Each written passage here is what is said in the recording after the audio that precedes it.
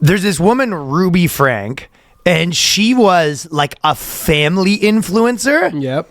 And then she's basically in court right now, and she's up to 60 years. She's not in court. She's going to do real time. No, she got sentenced. Well, she's going to serve up to 60 years. Yeah. Oh, she got sentenced. Yeah. But she was legitimately like a parenting influencer. Yeah. And then the things that when they start going through the stories, I really do think after a certain age, if you were to look at like women over 50 who like became like big influencers, I bet you if you looked into which one of them are like mentally unwell, I bet you it's like 30%. 30%, eh? It's a pretty low estimate. 30%.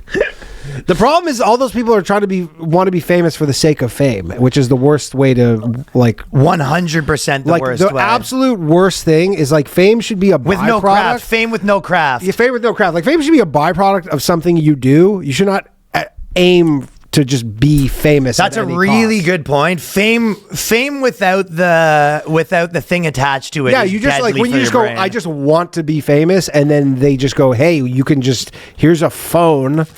And you can do it.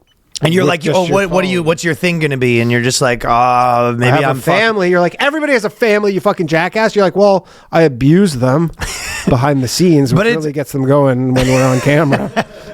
But it's funny because the idea that this woman's giving people advice and the things she was doing, her kids are like, yeah, she would like duct tape me up and put me in the corner. She wouldn't feed her kids and shit. Like they found her one son. Her son was like emaciated, had to go to the hospital because it was like so malnourished and had duct tape stuck to his like wrists. And like, this is like real.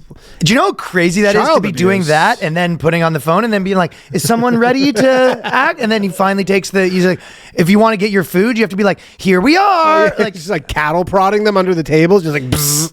And she's giving advice on how to be a parent. Woo! Now the question is because sometimes people can kind of have like compartmentalize the two things. Like I wonder if some people are like, that's so fucked up, but like her advice was good. She was really good. The casserole recipe that she popped, that tuna casserole, we still eat that every Thursday night. So let's see what she says. She goes, she admitted to torturing her children by holding their heads underwater. Like that's like, what is it, like Guantanamo Bay? She just did this, and she's like, now sometimes the kids don't want to eat their broccoli, and and you got to be firm, but you know you want to go for 45 to. Now, when they get to 7 or 8 years old, you're going to want to really teach it to them. It's insane. Holding the kids' heads underwater is next level. I mean, the crazy thing is there's like a family influencer now who's doing this, who hasn't been caught. Buddy, a lot of times you see the one where the girl accidentally uploaded. Yeah, remember that? Yeah, she accidentally uploaded her being like, the dog died, and she's like, cry more. Come on, get the tears up there. Come on, baby. Yeah, come on. yeah. Like that's happening now. Of course. That's the crazy thing is every time you watch some family influencer, you go, dude, the world's turned into a a futuristic dystopian nightmare in some ways. Yeah, well, it's the whole like the whatever. Everybody's gonna get their 15 minutes of fame, but I guess just nobody, and you know, like the surveillance state, just nobody could have anticipated that people would be willfully just filming themselves.